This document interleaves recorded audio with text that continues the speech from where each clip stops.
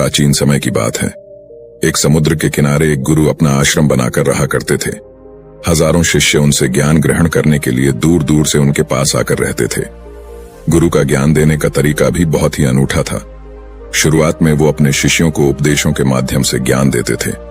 उसके बाद वो अपने शिष्यों को उस ज्ञान का अनुसरण करने के लिए कहते थे, उस ज्ञान को अपने व्यावहारिक जीवन में उतारने को कहते थे। एक बार उस आश्रम में एक सम्राट अपने बेटे को लेकर पहुंचा। उस सम्राट ने उस गुरु से प्रार्थना की और कहा कि आप मेरे बेटे को अपने आश्रम में रहने दें और अपने तरीके से उसे ज्ञान दें। उसे इस आश्रम में बिल्कुल भी ऐसा नहीं लगना चाहिए कि वो किसी सम्राट का बेटा है। उसे बिल्कुल साधारण शिष्यों की तरह ही ज्ञान देने की कृपा करें। गुरु ने मुस्कुराते हुए कहा कि सम्राट ज्ञान इसी तरीके से लिया जा सकता है। अगर तुम अपने आप को दूसरों से महान समझोगे तो तुम ज्ञान ग्रहण नहीं कर पाओगे। अगर तुम्हें ज्ञान ग्रहण करना है तो तुम्हें दूसरों की तरह अपने आप को साधारण समझना होगा। यही ज्ञान ग्रहण करने की सबसे पहली सीढ़ी होती है। तुम निश्चिंत रहो, आज से तुम्हारे बेटे की जिम्मेदारी मेरे कंधों पर है। यह कहकर गुरु सम्राट के बेटे को अपने साथ लेकर समुद्र के किनारे टहलने के लिए निकल गए। आश्रम के बाकी सभी बच्चे उस सम्राट को देख रहे थे। सम्राट अपने बेटे को अपने रथ पर बिठाकर लाया था, जिससे सभी बच्चे समझ गए थे कि यह बच्चा सम्राट का बेटा है। इसी वजह से आश्रम के सभी बच्चे सम्राट के बेटे की तरफ आकर्षित हो गए थे। जब गुरु सम्राट के बेटे को लेकर समुद्र पर टहल रहे थे तो सम्राट का बेटा अचानक फूट फूट कर रोने लगा, क्योंकि अभी वो सिर्फ 12 वर्ष का था और 12 वर्ष की आयु में उसके पिता उसे अपने से दूर करके चले गए थे। ये सदमा वो बच्चा सहन नहीं कर पा रहा था। वो नहीं समझ पा रहा था कि उसके पिता उसकी भलाई के लिए उसे उस गुरु के पास करके गए हैं। उसे रोते हुए देखकर गुरु ने कहा कि बेटा, मैं तुम्हें चुप नहीं करूंगा। हो सकता है कि आज मैं तुम्हारे आंसू पोंछ दूं, लेकिन कल तुम फिर अपने आप को अकेला पाओगे। याद रखना, जीवन में इंसान अकेला आता है और अकेला ही जाता है। जितनी जल्दी जो इंसान इस बात को समझ लेता है, वो उतनी जल्दी आत्मज्ञान के रास्ते पर निकल जाता है। गुरु ने अपनी बात आगे बढ़ाते हुए कहा कि जो इंसान अकेला रहना सीख लेता है, वही खुद से प्यार कर पाता है, और जो खुद से प्यार करना जानता है, वो किसी के भी जाने का अफसोस नहीं करता, क्योंकि वो खुद से ही प्यार करता है। धीरे धीरे तुम आश्रम के माहौल में ढल जाओगे। शुरुआत में तुम्हें समस्या आ सकती है, लेकिन कुछ दिनों के बाद तुम इसे आत्मसात कर लोगे। उसके बाद तुम्हें यही जगह बहुत अच्छी लगने लगेंगी। ये जगह तुम्हें अपने महल जैसी लगने लगेंगी। संध्या हो चली थी। समुद्र के दूसरे छोर पर सूरज छिपने लगा था और अपनी लालिमा पूरे आसमान में बिखेर रहा था। बहुत ही सुंदर दृश्य था और गुरु शिष्य को अपने साथ लेकर आश्रम में वापस लौट आए। उस शिष्य को भी सांत्वना मिली, क्योंकि गुरु की आंखों में एक अभूतपूर्व शांति झलक रही थी। और जब हम किसी एकांतवासी गुरु की आंखों में वो शांति देख लेते हैं तो हमारे हृदय से भी सारा भार हट जाता है। मन एकदम निर्मल हो जाता है। जब सम्राट का बेटा रात्रि का भोजन करने के लिए भोजन कक्ष में पहुंचा तो आसपास के सभी शिष्य उसके पास आने लगे। उन सभी को पता था कि यह सम्राट का बेटा है और अगर हम इससे दोस्ती कर लेते हैं तो उससे हमारा बहुत फायदा होने वाला है। यही सोचकर आश्रम के ज्यादातर शिष्यों ने उसे घेर लिया था। बस कुछ बच्चे जो अकेले रहने का महत्व समझते थे, जो दिखावे में विश्वास नहीं करते थे, वो उस सम्राट के बेटे के पास जाने की बजाय अपना पूरा ध्यान खाने पर लगा रहे थे और एकांत में बैठकर अपना भोजन कर रहे थे। कुछ दिनों के बाद सम्राट के बेटे की आश्रम के ज्यादातर बच्चों के साथ दोस्ती हो गई। अब वो आश्रम में उन बच्चों के साथ घूमता, उन्हीं के साथ अपना ज्यादातर समय बिताता। आखिरकार वह सम्राट का बेटा था। सुख सुविधाओं में पला हुआ था। आसपास बहुत से दास और दासियां होते थे। आसपास अपने मित्रों से घिरे होना, वही दिनचर्या उसने इस आश्रम में भी अपना ली थी। ऐसा नहीं था कि गुरु को यह सब पता नहीं था, पर गुरु उसे अलग तरीके से ध्यान देना चाहते थे। बच्चों को ज्ञान आप उपदेश देकर नहीं दे सकते, उन्हें साक्षात्कार कराना होता है। उसके बाद उन्हें वो बात समझ आती है जो आप समझाना चाहते हैं। गुरु को ये बात पता थी कि अगर मैं इसे बोलकर बताऊंगा तो ये कभी समझ नहीं पाएगा। मुझे ऐसे दिखाना होगा, इसे एहसास कराना होगा कि अकेले रहकर तुम अपनी शक्तियों को जान पाओगे। ये सीख देने के लिए गुरु एक दिन उस शिष्य को अपने साथ एक ऊंची चोटी पर ले गए। चोटी पर पहुंचकर गुरु ने उसे शिष्य से कहा कि अब तुम्हारा ज्ञान पूरा हो चुका है, बस एक आखिरी रात तुम्हें यहां पर बितानी होगी। उसके बाद अगले दिन शाम को मैं तुम्हारे राजमहल में तुमको पहुंचा दूंगा। वो बच्चा तो ये सुनकर बहुत खुश हो गया कि अब मैं वापस अपने राजमहल चला जाऊंगा। फिर से मेरे दास और दासियां, सारी भोग की वस्तु ये मेरे पास होंगी। उस शिष्य ने गुरु से पूछा कि गुरुजी, मुझे आज रात आप यहाँ चोटी पर क्यों रहने को कह रहे हैं? आखिर मुझे कौन सा आखिरी ज्ञान यहाँ से मिलेगा? गुरु ने मुस्कुराते हुए कहा कि यहाँ पर चट्टान के पीछे तुम्हें छिपकर बैठना होगा। यहाँ पर रोज रात को एक बाज आता है। बाज को देखना है, बहुत गौर से देखना है, हर गतिविधि देखनी है, और उस बाज को देखने के बाद अगले दिन अगर तुम उस बाज की खूबियां मुझे बता पाए तो मैं तुम्हें तुम्हारे राजमहल वापस भिजवा दूंगा। और हाँ, सुबह आने से पहले एक बात पर और ध्यान देना है। एक चरवाहा यहाँ पर अपनी बकरियों को चराने के लिए आता है। तुम्हें उन बकरियों की गतिविधियां भी देखनी है। याद रखना, बाज की गतिविधि रात को और बकरियों की गतिविधि सुबह। अगर तुम दोनों की गतिविधि ध्यान से देखकर मुझे बता पाए तो तुम इस आश्रम से हमेशा के लिए आजाद हो जाओगे। तुम्हारा ज्ञान पूरा हो जाएगा। मैं तुम्हारे पिता को कह दूंगा कि ये बच्चा हमारे आश्रम का सबसे ज्ञानी बच्चा है। यह कहकर गुरु अपने आश्रम में वापस लौट आए और वो बच्चा वहीं पर उस चट्टान के पीछे रुका हुआ उस बाज का इंतजार करने लगा। काफी वक्त बीत जाने के बाद वहां पर एक बाज अपने बच्चों के साथ पहुंचा। सम्राट के बेटे ने पूरी रात उस बाज की गतिविधि बहुत ध्यानपूर्वक देखी और सुबह होने के बाद जब चरवाहा वहां पर अपनी बकरियों को लेकर पहुंचा तो उसने एक अभूतपूर्व दृश्य देखा। उसने देखा कि वो बाज बकरी के एक मेमने को अपने पंजों में दबाकर आसमान में चला गया। उसने उस बकरी के बच्चे का शिकार कर लिया था। ये सारा दृश्य देखकर वो बच्चा आश्रम में वापस अपने गुरु के पास पहुंचा।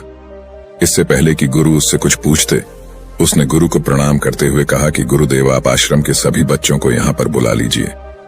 मैं सब लोगों को बताना चाहता हूँ कि मैंने क्या देखा। जब आश्रम के सभी बच्चे वहां पर पहुंच गए तो उस सम्राट के बेटे ने कहना शुरू किया कि मैंने अपने जीवन में बहुत से पक्षियों को देखा है, लेकिन बाज उन सभी पक्षियों में से सबसे अद्भुत और सबसे अलग होता है। उदाहरण के लिए एक तोता हम सभी ने देखा है। तोता बोलता तो बहुत है, लेकिन कभी ऊंचा आसमान में नहीं जा पाता। लेकिन एक बाज जो कि हर समय शांत रहता है, वो आकाश को भी छू सकता है। उसमें आकाश को छू लेने का सामर्थ्य होता है। जब भी एक बाज अपने शिकार को निश्चित कर लेता है तो वह उसी शिकार पर अपनी नजरें लगाए रहता है, चाहे वो कितनी भी ऊंचाई पर क्यों ना हो, चाहे कितना भी खतरनाक तूफान क्यों ना आ जाए, लेकिन उसकी नजर हमेशा अपने लक्ष्य पर स्थिर रहती है। आज सुबह जिस बाज को मैंने देखा, उसने हर बकरी को अपना शिकार नहीं बनाया, बल्कि उस बकरी के झुंड में से उसने उस बकरी के मेमने को अपना शिकार बनाया। पहली बात, उस बाज की तरह हमें भी अपना ध्यान अपने एक ही लक्ष्य पर स्थिर रखना चाहिए, चाहे कितनी भी रुकावट क्यों ना आए। हमें अपना लक्ष्य स्पष्ट दिखाई देना चाहिए, पर पूरी एकाग्रता के साथ ध्यान देना चाहिए।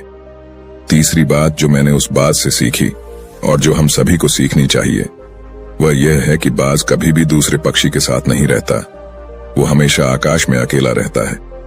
इससे हमें यह सीख लेनी चाहिए कि हमें कभी भी छोटी सोच वाले लोगों के साथ नहीं रहना चाहिए। आखिरकार हम भी वही बन जाते हैं जिनके साथ हम रहते हैं। इसीलिए या तो महान सोच वालों के साथ रहो या फिर अकेले, क्योंकि जब हम अकेले रहते हैं तभी हम खुद की ताकत और खुद की कमजोरियों को जान पाते हैं। कमजोरियों को जानकर उनको दूर कर सकते हैं और अपनी ताकत को जानकर उसका सही इस्तेमाल कर सकते हैं। लेकिन वो तभी संभव होगा जब हम अकेले रहना सीखेंगे। चौथी सीख जो हमें एक बाज से लेनी चाहिए कि एक बाज हमेशा अपनी सीमाओं से ऊपर रहता है। जब तूफान आता है तो हर एक पक्षी अपने घोंसले की तरफ भागता है, खुद को छुपाने की जगह ढूंढता है, लेकिन बाज ऐसा कुछ भी नहीं करता। वो खुद की सीमाओं को हटाकर बादलों से भी ऊपर जाने का प्रयास करता है। हवाएं उसे धक्का मारती है, पंख उसके भारी हो जाते हैं, पानी और धूल की वजह से कुछ दिखाई नहीं देता, लेकिन वो फिर भी आसमान की तरफ जाता रहता है और अंततः बादलों से भी ऊपर निकल जाता है और वहां तब तक ऊपर जाता रहता है जब तक मौसम ठीक नहीं हो जाता। अपनी सीमाओं को सिर्फ इसलिए हटा पाता है क्योंकि वो समस्या के आने पर उससे घबराता नहीं है, उसे डर कर बचने का प्रयास नहीं करता, बल्कि एक सकारात्मक नजरिए के साथ उसका सामना करता है। जीवन में चाहे कितनी भी रुकावटें क्यों ना आए, हमें उन रुकावटों को हराना चाहिए, न कि उनसे डर कर कहीं छुप कर बैठना चाहिए। बहादुर तो वो लोग होते हैं जो तूफानों से टकरा जाते हैं, कायर तो अपने घर में, अपने घोंसले में, अपनी जगह में आराम से बैठ जाते हैं। पांचवी बात जो हमें एक बाज से सीखनी चाहिए कि बाज कभी भी अपने घोंसले में घास के कोमल तिनके नहीं रखता। जो तिनके कोमल होते जाते हैं वो उन्हें निकालकर फेंकता रहता है। उसी तरह चाहे कितनी भी आरामदायक जिंदगी आपको मिली हो, लेकिन उस आराम से ऊपर उठकर अपने आलस्य को हटाकर जीवन में मेहनत करते रहना चाहिए। जीवन में पसीना बहाना चाहिए, शारीरिक मेहनत करनी चाहिए। अपने घोंसले से कोमल तिनके उठाकर फेंक दो और आज ही अपने आलस्य को हटाकर निकलो। हर दिन अपने आप को चुनौतियां दो, हर दिन मुश्किलों का सामना करो, क्योंकि वही मुश्किलें तुम्हें मजबूत बनाएंगी।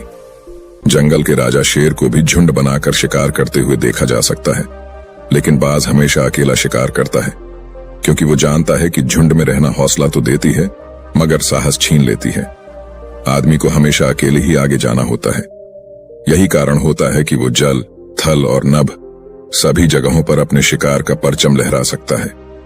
बाज की उम्र लगभग 70 साल की होती है, लेकिन 40 साल में ही उसका शरीर पुराना हो जाता है।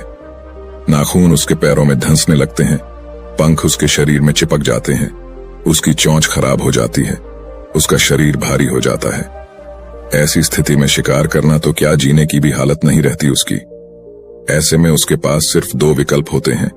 पहला, या तो वह खुद की इस अवस्था को स्वीकार कर लें और भूखा प्यासा मर जाए, किसी दूसरे जानवर का शिकार बन जाए, और दूसरा विकल्प यह होता है कि वो 6 महीने एक बहुत ही दर्दनाक प्रक्रिया से गुजरे और खुद को फिर से पहले जैसा मजबूत बना लें। लेकिन बाज दूसरा विकल्प चुनता है। इसके लिए वो खुद को एक बहुत ही ऊंचे चोटी पर ले जाता है, जहां वह पहले अपने सारे पंख खींच खींच कर निकालता है और फिर चट्टान पर पैर मार मार कर अपने पंजे कुतर देता है। उसके बाद उसी चट्टान पर अपनी चोंच को पटक पटक कर पुराना हिस्सा निकाल देता है और इस लहूलुहान अवस्था में खुद को दूसरे जानवरों से छुपाता फिरता है।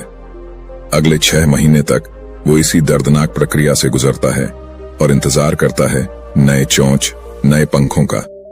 तब फिर वो अपनी नई जिंदगी शुरू करता है और निकल जाता है अपने शिकार पर और अगले 30 सालों तक फिर से राज करता है। इसीलिए समय आने पर हमें भी अपनी पुरानी आदतों को त्यागना होता है और कुछ नया सीखना होता है।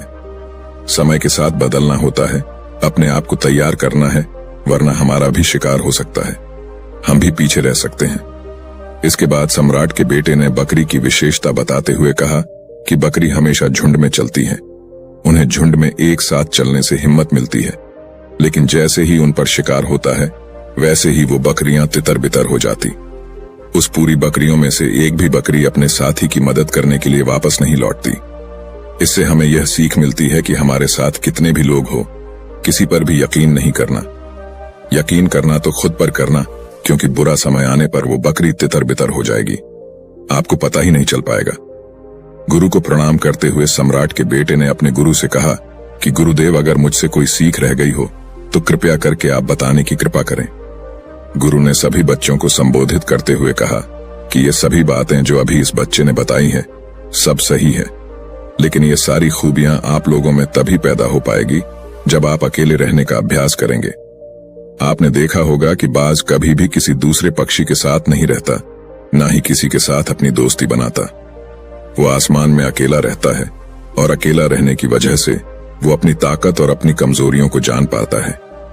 इसके बाद गुरु ने अपनी बात खत्म करते हुए कहा कि मैं आज रात इस सम्राट के बेटे को इसके राजमहल में पहुंचाने के लिए जा रहा हूं, क्योंकि इसकी सीख यहां पर पूरी हो गई है। और यह कहकर गुरु उस सम्राट के बेटे को राजमहल की तरफ ले जाते हैं।